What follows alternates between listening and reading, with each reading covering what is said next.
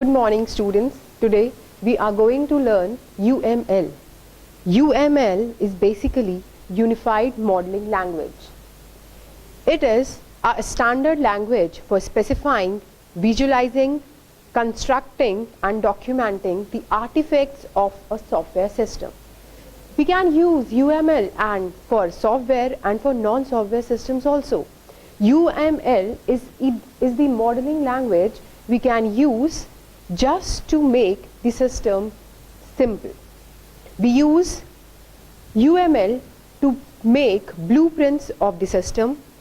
We use UML for building object-oriented component for the software system. UML basically is the notation system through which we can visualize a model for a system. It describes the design or structure of a system. So here is the importance of modeling. Modeling means we make some diagram, we represent the software system by some diagrammatic notations.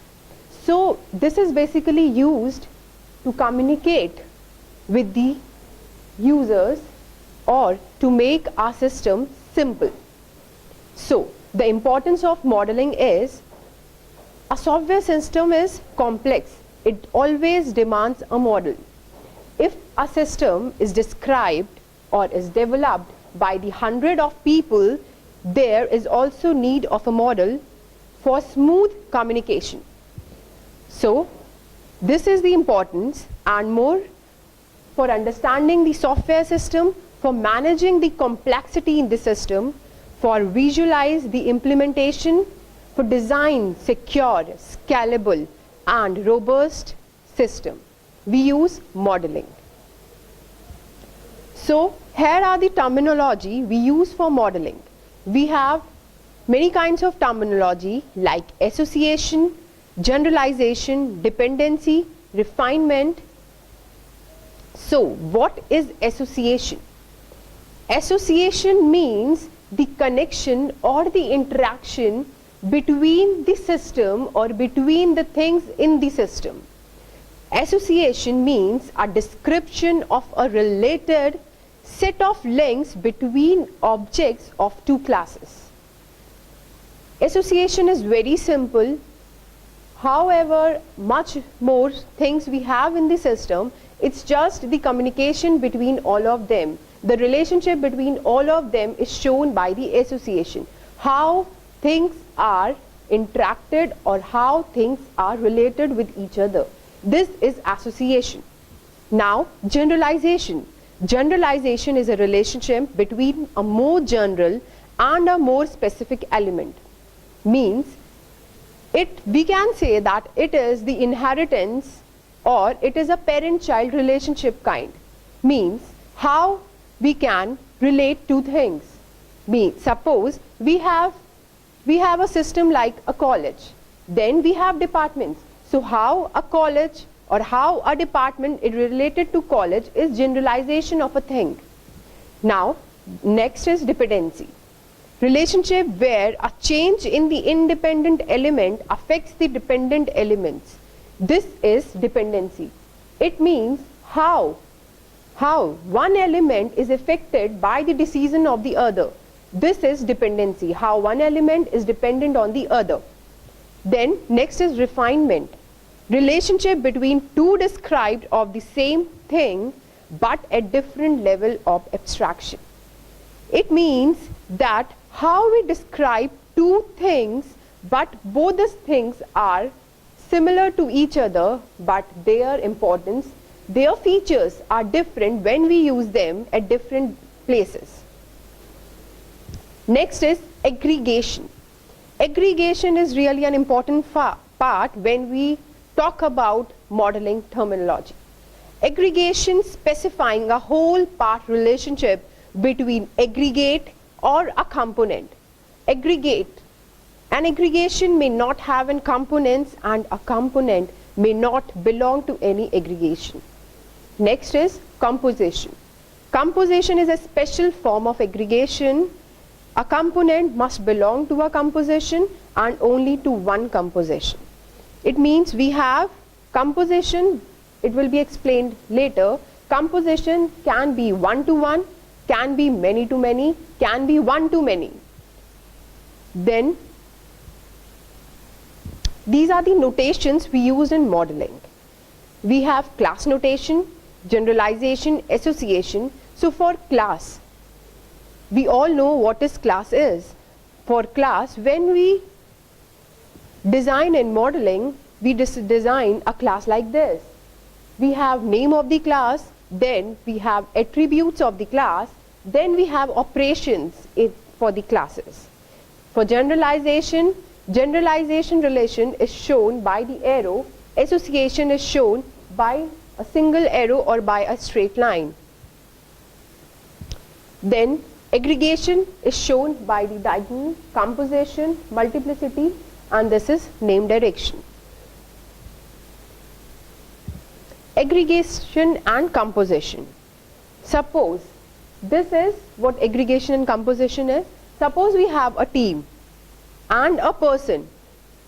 So here you can see a diamond which is empty, a blank diamond, and both we have stars. It means a person is a part of a team. Many persons can be part of many teams. For example, we can take an example of IPL cricket team. Many players can play, many Indian cricketer players can play for Chennai. Again, after auction, they can play for Delhi or for Rajasthan. This means multiplicity. Many persons can take part in many teams. But in second, you can see that team and player, the diagonal is completely filled, and we have one to many, means the person is associated with only one team. That means, while taking the same example, I can explain. While if we talk about IPL, there are many players which are associated only with one team. They cannot change their team every time. They are not the part of auction actually. So if they are playing for Chennai, they will play for Chennai for the next time also. So this is one to many, means that many persons are associated with only one team.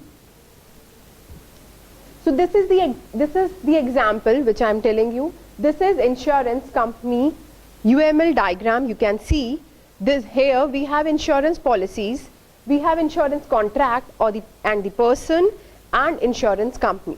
It is showing that insurance contract can be associated to insurance policy, and then a person can have one or many contract with that insurance policy. Then the levels of abstraction: conceptual model, specification model, and the implementation model. Conceptual model, we have class name. Specification model is behavior, and implementation model is above plus state. This is another example of modeling. This is the diagram for autonomous robot. Here we have agent and the motor. So how this here it shows in the last part, motor is generalized in two forms: steering motor or the main motor. But it is basically a motor. And then we have the driver. A driver can drive steering motor or the main motor, and they are associated with the class path agent, and then they are connected to collision sensor. Now this is the modeling. Modeling diagram is basically divided into two parts: structural modeling diagram and the behavior modeling diagram. In structural modeling diagram, we have class diagram, object diagram, component diagram, package diagram, composite, and the deployment diagram. In behavior modeling diagram, we have use case diagram, activity diagram, state machine diagram, communication diagram, sequence diagram, timing diagram, and interaction overview diagram. So this is the organization of diagrams. In domain experts, we need these three type of diagram: use case diagram, activity diagram, and interaction diagram. And for the system designer, we need all these diagrams: class diagram, component diagram, deployment diagram, state diagram, and package diagram. So this is the first class diagram. Class diagram is very basic and very important for UML terminology. Class diagram has the state view of the model, basic view of the model. It is the building block of the object-oriented system. It illustrates the relationship between the classes and the system. Class diagram consists of class. It consists of three rectangle blocks. First is class name, second is the attributes, and third is the compartments. Visibility. Visibility is also an important thing, means the attributes, how they are visible to different classes.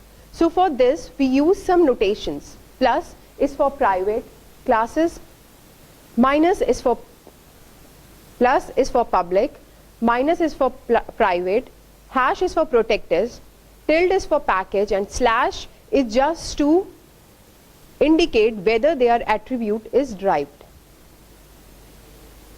So now here are the steps how we create a class diagram. First we have to identify that how the classes using the interaction diagram and place them in the class diagram. Then we need to get the attribute from the conceptual model and the method's name from the interaction diagram.